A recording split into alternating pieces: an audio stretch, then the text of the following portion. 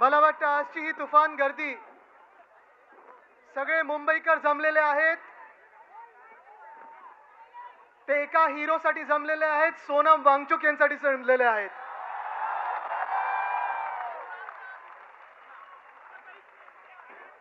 इथे शिवसैनिक आहेत, आपल्यासोबत अनेक सिव्हिल सोसायटीचे लोक आलेले आहेत, विद्यार्थी संघटनेचे लोक आलेले आहेत. मी सगळ्यांचं स्वागत करतो. Thank you for coming here. थोडं असे मला इकडे बघायला मिळेल, थोडे असे.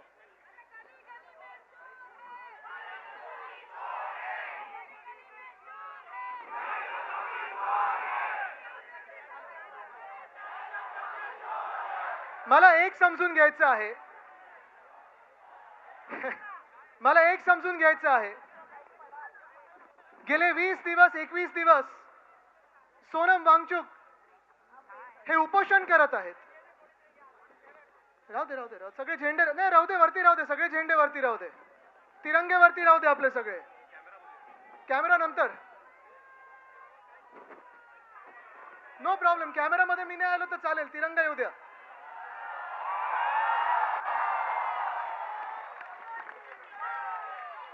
मला एक समजून घ्यायचंय, 20 दिवस 22 दिवस सोनम वांगचुक हे उपोषण करतायत, हंगर स्ट्राईक करतायत. ते कोणासाठी करत आहेत? या देशासाठी करत आहेत, या देशाच्या विद्यार्थ्यांसाठी करत आहेत. नीट परीक्षाची पेपर लीक झाला, पेपर फुटला, 22 विद्यार्थ्यांनी मला वाटतं जवळपास सुसाईड केलेला आहे. त्यांच्यासाठी उपोषण करत आहेत. त्यांची एकच मागणी आहे की जो एक निकम्मा मंत्री आहे, धर्मेंद्र प्रधान, यांचा राजीनामा पाहिजे आम्हाला. मला एक समजायचं आहे, धर्मेंद्र प्रधानना कुठचं सोनं चिकटलेलं आहे की प्रधानमंत्री त्यांना काढू शकत नाहीत.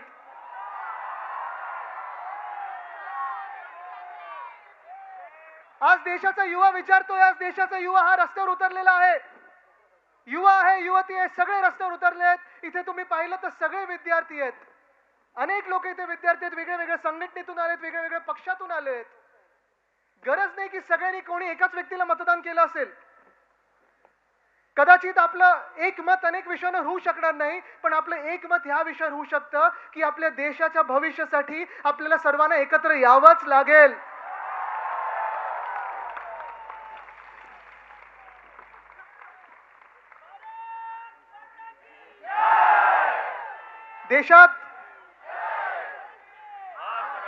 देशात आता सगळे जे युवा उतरलेले आहेत ते धर्मेंद्र प्रधानचा राजीनामा मागत आहेत. देश के युवा बोल रहे हैं कि आज मंत्री प्रधान का इस्तीफा मांग रहे हैं. अगर मंत्री प्रधान थोड़ा उल्टा किया जाए तो क्या होता है? ये भी मांगने में हम कम नहीं रहेंगे.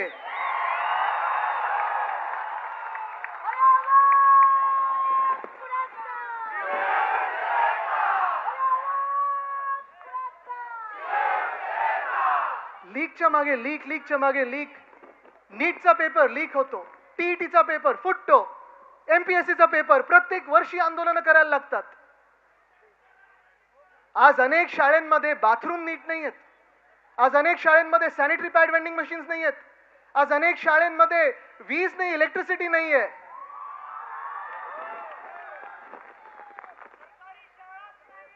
सरकारी शाळा काय, सरकारला शिक्षणाची गरजच वाटत नाही. एक एक मुख्यमंत्री बघा,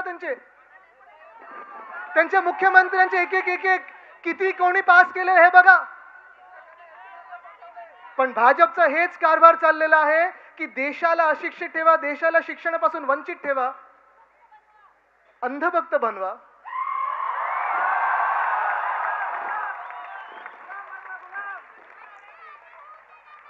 आम्ही अंधभक्त राहू तर ह्या देशाच्या मातीचे राहू. आम्ही अंधभक्त राहू तर आमच्या छत्रपती शिवरायांचे राहू. आम्ही अंधभक्त राहू तर शाहू फुले आंबेडकरांचे राहू. आम्ही अंधभक्त राहू तर महामानव डॉक्टर बाबासाहेब आंबेडकरांचे राहू, ज्यांनी संविधान दिलं.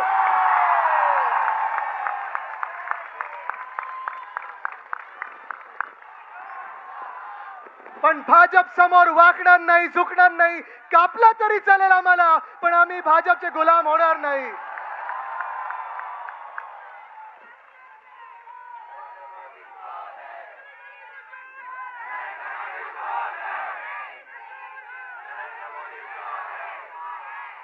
2014 पासून जे जनमत मिळालं, 2014 पासून जे मतं मिळाली त्यांना, आपण पण त्याच्यात होतो ना, त्यांच्या सोबत होतो, भाजपच्या सोबत होतो एका वेळी. एकदा फसलो, दुसऱ्यांदा फसलो, तिसऱ्यांदा फसू शकणार नाही. पण तेव्हा देश बदलायला त्यांना मॅन्डेट मिळालं होतं, देश बदलायला. देश बदलने के लिए जो मैंडेट मिला था, आज वही लोग संविधान बदलने चले हैं, उनको हमें रोकना पड़ेगा.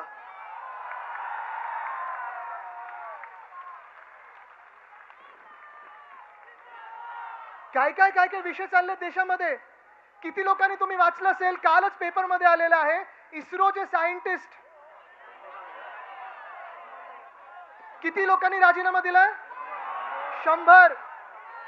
म्हणजे एका बाजूला जग कुठे चाललंय तर स्पेसएक्स पाहतंय, ESA पाहतंय, सगळे लोक हे जगात पाहतोय आपण. सायंटिस्ट त्या त्या देशांमध्ये चाललेले आहेत, त्या त्या वेगळ्या वेगळ्या कंपन्यांमध्ये चाललेत. पण आपल्याकडे इस्रोचे सायंटिस्ट राजीनामा देत आहेत. इस्रो यांना सांभाळता येत नाही, आणि इस्रो यांना सांभाळता येत नसताना दुसऱ्या पक्षाचे खासदार फोडायला लागलेत. हे देशाचं सरकार आहे, हे सरकार तुम्हाला मान्य आहे का? हे राजकारण कुठे चाललंय? एका बाजूला आपण पाहतोय सरकार आहे, मजबूत सरकार आहे, बहुमताचं सरकार आहे, राज्य करू शकता, देश बदलू शकता. पण तुम्ही संविधान बदलताय. आज देशातली परिस्थिती बदलणार होती 2022 पर्यंत. काय होतं ते 2022 तक हर घर नल जल क्या क्या था, गेलं कुठे?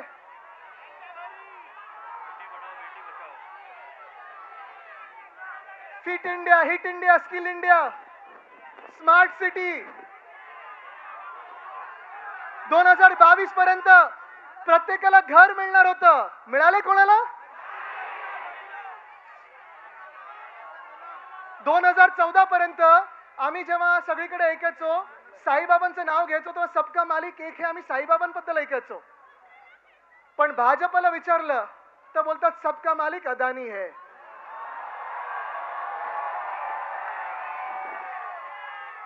आणि परत तुम्हाला ह्याच सोनम वांगचुकवर आणतो मी. कारण सोनम वांगचुकनं जी अटक झाली होती, जी NIA ने अटक केली होती, ती कशासाठी केली होती? कारण लडाखमध्ये सोनम वांगचुक बसले होते ह्या उपोषणाच्या आधी, आणि लडाखमध्ये ते सांगत होते आम्हाला पूर्ण राज्य बनवून द्या, जे तुम्ही वचन दिलं होतं, स्टेटहूड दिलं होतं, स्टेटहूडचं प्रॉमिस होतं, ते पूर्ण करा. पण स्टेटहूड देत नाहीयेत त्यांना, कारण तिथे पण अदानीला जमिनी धापायच्या आहेत. ते ढापल्यानंतरच त्यांना स्टेटहूड मिळणार आहे. त्याच्या विरुद्ध जेव्हा सोनम वांगचुक बसले होते तेव्हा त्यांना जेलमध्ये टाकलं होतं. पण आज देश जागृत होत आहे, आज देश रस्त्यावर येत आहे. आज कुठचा मंत्री काम करे तुम्ही मला सांगा? अश्विनी वैष्णव रील मंत्री आहेत की रेल मंत्री आहेत? जयशंकर फॉरेन अफेअर्स सांभाळायचे आहेत. पासपोर्टचं रँकिंग काय झालं आपलं? निर्मला सीतारामन फाइनेंस मिनिस्टर है. रुपया ऊपर जा रहा है कि नीचे जा रहा है? इकोनॉमी ऊपर जा रही है कि नीचे जा रही है?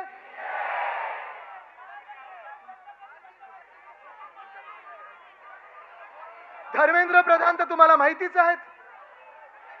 Piyush Goyal commerce minister, free trade agreement US बरोबर झाले की नाही झाले? कोणालाही पाहिजे. अरे हा, इथेनॉल मी विसरलोच.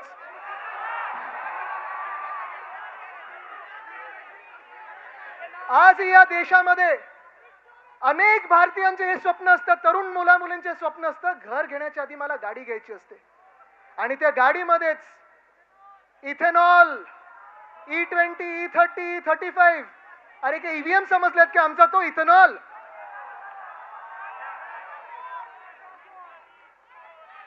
रस्ते बनवता येत नाहीत. मुंबई अहमदाबाद हायवे बघा, मुंबई कोकण हायवे बघा, मुंबई गोवा हायवे बघा, मुंबई नागपूर हायवे बघा, मुंबई नाशिक हायवे बघा. पण सगळं काही बाजूला ठेवून टार्गेट कोण आहे? Missing link. सरकारचं इंटेंट मिसिंग आहे. पण आज हे सगळं चालू असताना आपण एक तरुण मुलगा अभिजित दिपके, आपल्या महाराष्ट्रातला मुलगा, अमेरिकेमध्ये काम करत होता.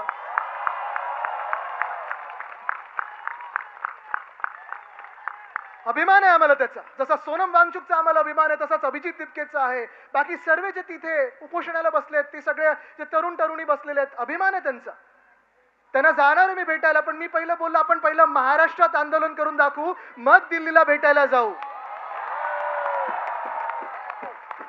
पण आज जेव्हा अभिजित मुंबईत महाराष्ट्रात आला तेव्हा नंतर त्याचं रिसेप्शन पाहिलं, दिल्लीत पाहिलं, आंदोलनं पाहिली, जंतर मंतरला जे आज अभिजित बसलेला आहे ते एकाच गोष्टीसाठी बसलेला आहे की त्या तरुण मुलींना न्याय मिळाला पाहिजे, न्याय मिळाला पाहिजे.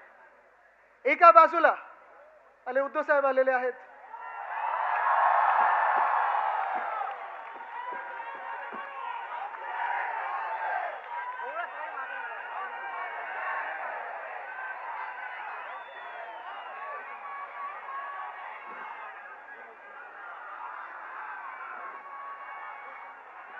कोण आला रे, कोण आला,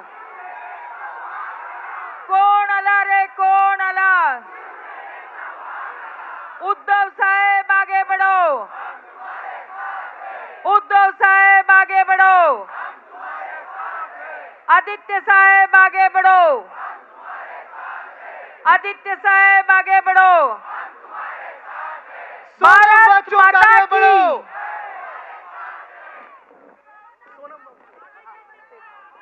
सोनम वांगचुक आगे बढ़ो, सोनम वांगचुक आगे बढ़ो, अभिजीत दिपके आगे बढ़ो, अभिजीत दिपके आगे बढ़ो.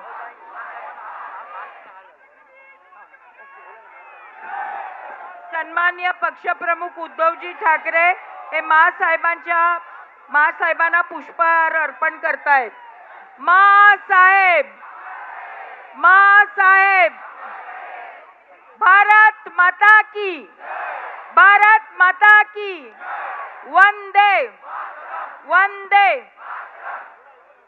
तर आज मी तेच सांगत होतो की भाजप एका बाजूला जगभरात जी चर्चा चालू आहे, जे आज शिक्षणाबद्दल उपोषणाला बसलेले आहेत, अभिजित दिपके असेल, सोनम वांगचुक असेल, एकच गोष्ट मागत आहे, धर्मेंद्र प्रधानांनी राजीनामा द्यावा, शिक्षण मंत्री हा चांगला यावा आणि शिक्षण पद्धती ही सगळ्यांसाठी चांगली असावी, हे आपण मागवतो.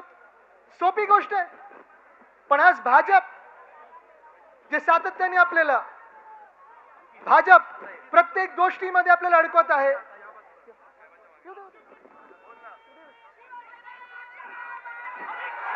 उद्धव साहब ठाकरे आगे बढ़ो.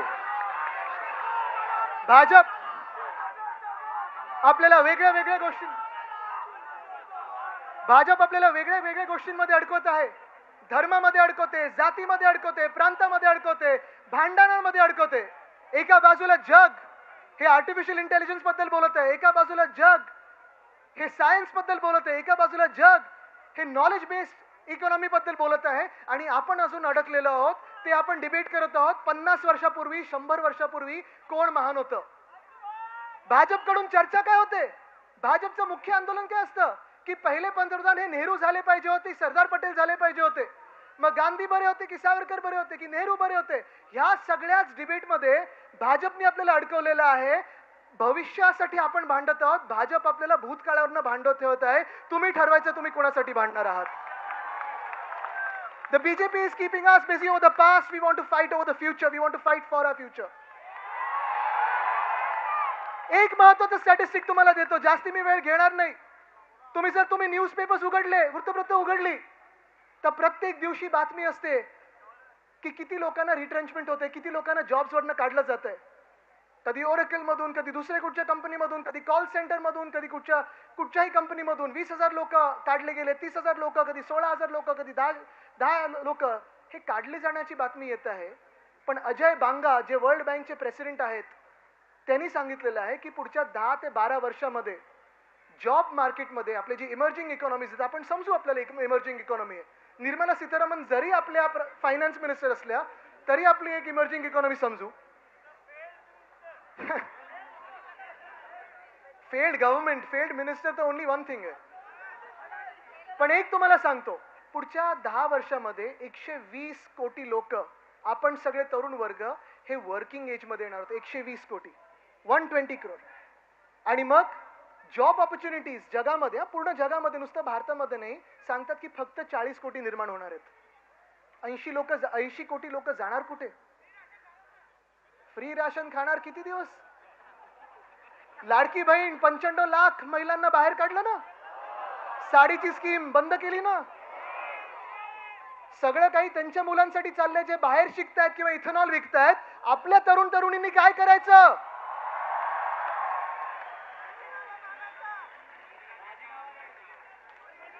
आणि म्हणून आज मी तुम्हाला सांगत आहे की आज जी चीड व्यक्त झालेली आहे, आज जे आपण जागृत झालेलो आहोत, आता शांत बसायचं नाही.